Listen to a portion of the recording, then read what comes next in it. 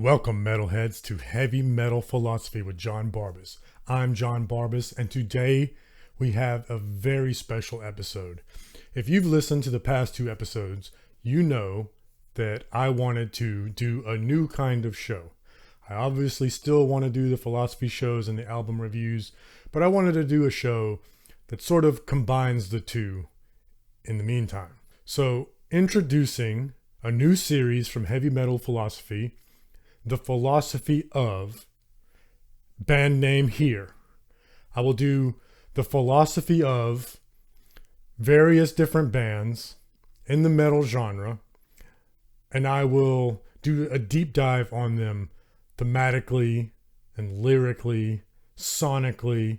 I'll even go into the artwork where it merits it and talk about the philosophy behind the art that we love so much. And for the first episode of this new series, there's no better band to do than Metallica, the band that started it all for me. I would never have known about Black Sabbath or Cannibal Corpse until I was introduced to Metallica by my friends. And so I thought all week, how did I want to do this? Did I want to do one episode about Metallica? Well, that didn't seem to make much sense to me, since I don't want these episodes to be very long, because in my opinion, there are certain eras of Metallica. There's the Ride the Lightning, Master of Puppets era. There's the Injustice, Black Album era. There's the Load Reload era.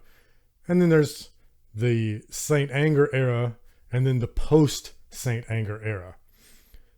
That's a lot of content to go over. So I figured I would start with Ride the Lightning. Now, why didn't I start at the beginning with Kill 'Em All? Well, in my opinion, there's not really much philosophy to speak of on Kill 'Em All. Kill 'Em All is a record written by a bunch of teenagers that wanted to start a metal band. I mean, just look at the titles and the lyrics. You've got, the Four Horsemen, Phantom Lord, Whiplash, Metal Militia, Seek and Destroy. Probably the only song on that album, in my opinion, that has any philosophical depth would be No Remorse, which is about a killer. Now, Ride the Lightning, I feel, is where the band really started to mature.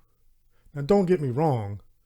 At the height of my Metallica fandom, I did enjoy Kill 'Em All. I liked that record. But it just, from a philosopher's point of view, it's an album, the first album that they ever wrote, written by a bunch of teenagers that wanted to start a metal band. It just so happens that those teenagers were four of the most important people ever in the entirety of metal. James Hetfield, Dave Mustaine, Cliff Burton, and of course Lars. So it may sound like I'm shitting on Kill 'Em All by saying it's an album written by four teenagers wanting to start a metal band. But consider the teenagers I'm talking about. Kill 'Em All is a seminal record, but this is the philosophy of. And I don't think that Kill 'Em All is a very mature record, and I don't think that's a very controversial thing to say. Ride the Lightning, on the other hand, I feel is the beginning of the maturation of Metallica into actual musicians with actually something to say. So I chose to start with The Philosophy of Metallica, Part 1, Ride the Lightning. So let's talk about Ride the Lightning. Ride the Lightning, the sophomore record from Metallica, following on the heels of Kill 'Em All, following the firing of Dave Mustaine and the hiring of Kirk Hammett. And this is where it sounds to me like Cliff Burton started to have his own stamp on the band, and the music became more classical. It was smarter, shall we say. They still maintained that blistering speed and piercing sound that they had on Kill 'Em All, but then they added actual musicality to the record. Now, the record opens with Fight Fire with Fire, and I think that this was the perfect opening for this record because their fans were probably expecting something like Kill 'Em All, and it would have been a bad signal to start the record with Fade to Black. But Fight Fire with Fire is the closest sounding thing to Kill 'Em All. It's almost a death metal song. It's about worldwide nuclear warfare. But this week, going back and listening to Ride the Lightning, I noticed something that I never noticed before in the past when I was a teenager listening to Metallica. All of these songs on Ride the Lightning have very catchy vocal deliveries. Now, it's not remembered for that because it's one of the most important albums in thrash metal. And because at that point in time, James hadn't really figured out how to sing well yet. He hadn't really found his voice. The production quality on this album's not the best. So this album's not really known for its vocals. But if you go back and you listen to the melody, and if you sort of grade it on a curve and listen to the melody, not so much about the quality of James's voice, every one of these songs is very catchy. And there's far more guitar harmonies than in Kill 'Em All. And this is evident in Fight Fire with Fire. And it made me think about the history of Metallica. You know, everybody knows that when they started out, they wanted to be like those new wave of British heavy metal bands like Diamond Head. And everybody knows that they got their speed from their punk influences and from being heavily influenced by Motorhead. But I don't think what's talked about enough, and it's really evident to me as an older person going back and listening to Ride the Lightning, that there's a lot of influences from just straight up rock and roll bands like Thin Lizzy, like UFO. And a lot of those harmonies and a lot of these vocal deliveries really remind me of those bands. It's like a thing clicked. And, you know, all these years I've listened to Ride the Lightning hundreds of thousands of times probably over the course of my life. But it's always been early thrash metal in my mind. But then it's been years since I actually listened to the album beginning to end. You know, I've spent most of my focus over the past many years trying to discover new bands, not trying to go back to the older music, trying to keep fresh and current. And to go back and listen to an album all the way through, I mean, with older ears, it was a new experience. I highly recommend it. So yeah, Fight Fire with Fire, really philosophically, not a lot to say here, but it's about worldwide nuclear war, which is already a more mature subject matter than Kill 'Em All. You know, Metal Militia, okay, cool. The songs were really just vehicles for them to riff really fast and bring forth this new genre of music that they unwittingly helped pioneer. So the next song is the title track off the album, Ride the Lightning. Ride the Lightning is about the death penalty. And I think that the opening lyrics really encapsulate the song. Guilty as charged, but damn it, it ain't right. So here we have their first ever, probably wouldn't be considered this, but they're really, if you truly think about it, their first ever political stance against the death penalty. Guilty as charged, but damn it, it ain't right. And then the song is sung, or the lyrics are written, however you want to put it, from the point of view of the person in the electric chair about to die. And the feelings that that person has, knowing that they're about to die, and the suffering that that person goes through during the process of being executed. Now, in prior analysis of Metallica's earlier work, would you have thought of Ride the Lightning as the maturation of Metallica? But then just contrast what I just said. A song against the death penalty from the point of view of somebody being executed. Contrast that to their previous album, Kill 'Em All. This is a pretty mature song. And it's a giant leap forward for the band, lyrically, thematically, and also the music matches the feeling. So even sonically, it's a maturation for the band. Then the next song, now this is just right up my alley. If you're watching on YouTube, you can see that I'm sitting in my study. On the other side of the room, the other wall's covered in books too. For Whom the Bell Tolls was inspired by Ernest Hemingway's book of the same title. This was about the Spanish War. And this song in particular is about a particular scene in that book where some men put up a defensive position on the hill and they're killed by an aerial strike. Let's look at some of the lyrics for Whom the Bell Tolls. Shouting gun, on they run through the endless gray. On they fight for the right. Yes, but who's to say? For a hill, men would kill. Why? They do not know. These are soldiers. They're just doing their job. Perhaps they believe in the cause. Perhaps they don't. Who's right in this war? Who knows? But what are you going to do? Are you going to wax poetic on the battlefield and have an existential crisis? No, you better fight your ass off or you're going to die. Which unfortunately, these men did. And for what? So not only is For Whom the Bell Tolls inspired by and written from Ernest Hemingway, one of the titans of literature, but here we have the first in many anti-war songs over the career of Metallica. There will be many more anti-war songs to come from Metallica.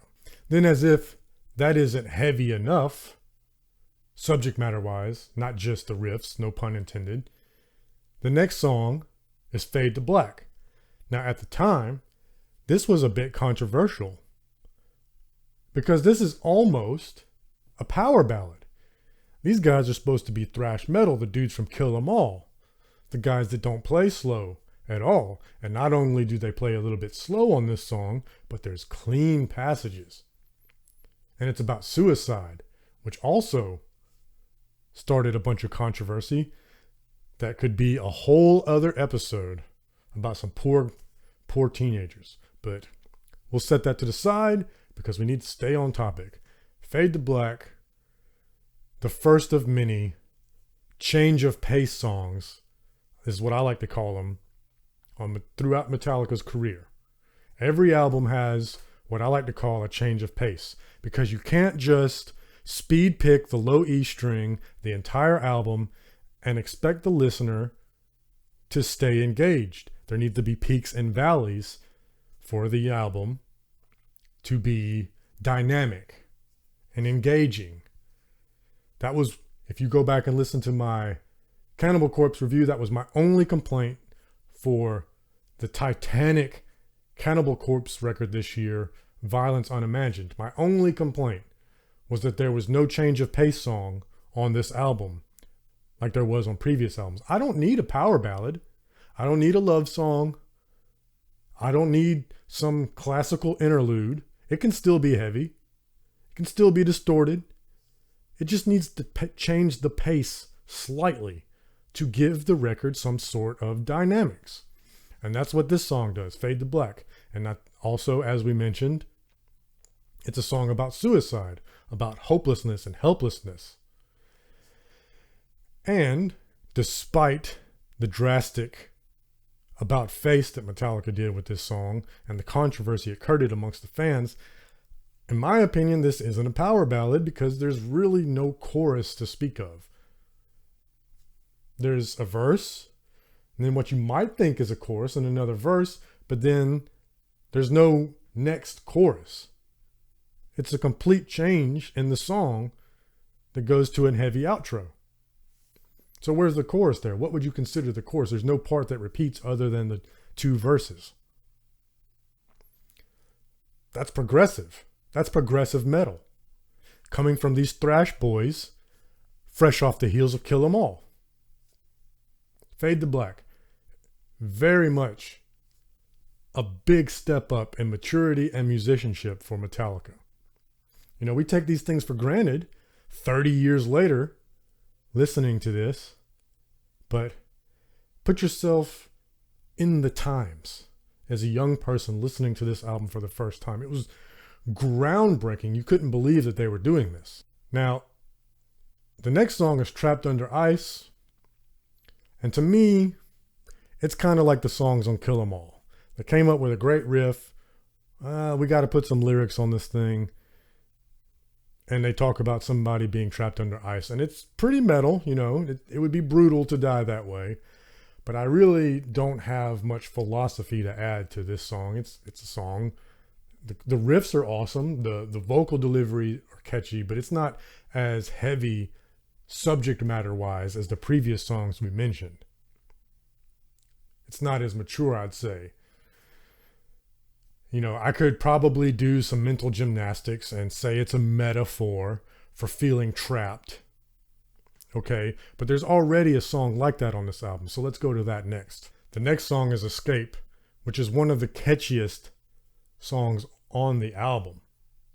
I mean, it's almost got pop levels of catchiness to it, but back in the 80s, we never thought like that because it was sung over one of the all-time thrash metal riffs.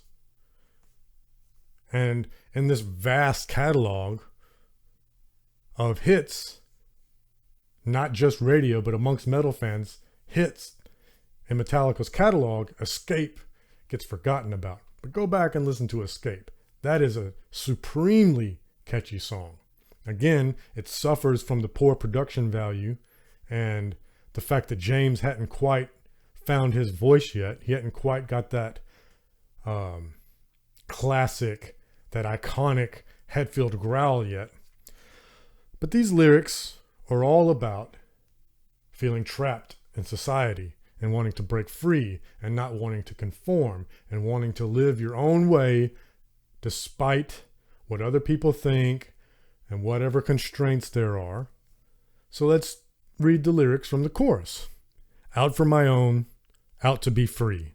One with my mind, they just can't see. No need to hear the things that they say. Life's for my own, to live my own way. And then at the end of the song, with the guitar outro, this last line, life's for my own, to live my own way, is repeated over and over and over, in unison with the guitar harmonies behind the main riff. Excellent, excellent songcraft and a way to drive home at the end. Then the last song on the album with lyrics, 2 more songs to go, is Creeping Death, which is written from the point of view of the angel of death during the plagues of Egypt when Moses delivered the message from God to the Pharaoh to set the Hebrew people free, and the Pharaoh was obstinate and didn't do it, so God sent down the plagues. And the song is written from the point of view of the angel of death. Biblical. I mean, what more is there to say? It's one of my favorite Metallica songs of all time, and it's the only song of theirs that I want to see live that I haven't seen. I've seen Metallica numerous times now, and they've not played Creeping Death at any of those shows. And I need that. Next time these guys are around and I see you, I need you to play Creeping Death. I want to be in an arena surrounded by thousands of people chanting, die.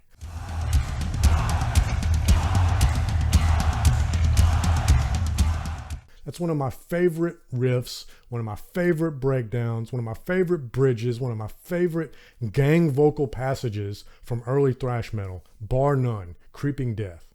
I love that song. And again, it's about biblical plagues, which, given the current situation, takes on a whole new meaning, doesn't it? So then we end with another literary inspiration, the Call of Cthulhu, which was inspired by H.P. Lovecraft, and as metalheads, we all love us some Cthulhu. Bring on the tentacle monsters, bring on the interdimensional existential dread. So I was surprised going back and listening to this, and again, I was putting it in context, that Ride the Lightning followed Kill 'Em All. I was too young during the release of Ride the Lightning. I discovered it much later in life, but I really wonder what it would have been like when you've been following these guys since Kill 'Em All. You know, this young upstart band sounds like nobody else. It's them, it's Slayer, you know, Testament, Megadeth. Was Megadeth a thing at Ride the Lightning? Probably not. They probably hadn't released their first record yet. But that first wave of thrash metal, this new, speedy, supremely heavy offshoot of metal that just took it to the next level. And these are your guys, Metallica, Kill 'Em All. And never thought about how catchy all of these vocal deliveries are throughout this album. I have, of course, thought about all of the classical style guitar parts throughout that were no doubt brought about from the musical expertise of Cliff Burton, which really left a lasting stamp on that band forever. But I just have a whole new appreciation for Ride the Lightning now. So, going forward, I don't know yet what the next philosophy of insert band name here is going to be. This is part 1 of Metallica, but I don't want every week to be about Metallica. So, next week, probably won't do one of these. So, we've got a couple of weeks. Give me a suggestion. What band or album would you like me to do next? I would love to do Behemoth, Opeth. I really don't know that I could do one on Cannibal Corpse. Not really a philosophical band. Perhaps the latest album, Violence Unimagined, because it is definitely a song that has the fact that they wrote it during the plague, the coronavirus. It definitely has that all over it lyrically. So perhaps Violence Unimagined, I could do a philosophical review of the album, but really the back catalog, probably not so much. But there's plenty of other bands, you know, Black Sabbath, Mastodon, Gojira is for sure a heavily philosophical band. So tell me what you think. Put it in the comments. My social media links are below. Please follow. All you have to do is search for Heavy Metal Philosophy on Twitter, Instagram, Facebook. You can send me an email at HeavyMetalPhilosophy. Let me say that again. You can send me an email at HeavyMetalPhilosophy@gmail.com. I want to hear from you. Which bands, albums, books, fuck it, video games, movies, do you want me to do a breakdown on? Because this is just surface level. The sophomore album of Ride the Lightning, it gets much deeper with Master of Puppets and Injustice for All. It gets less philosophical with the Black Album, but then there's Load and Reload.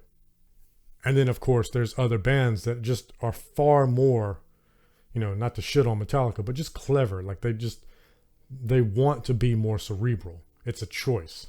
So, if you want more of these, let me know.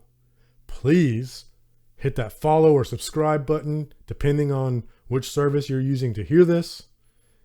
Good reviews, like, all that good stuff. But more importantly, read philosophy, listen to metal. I love you.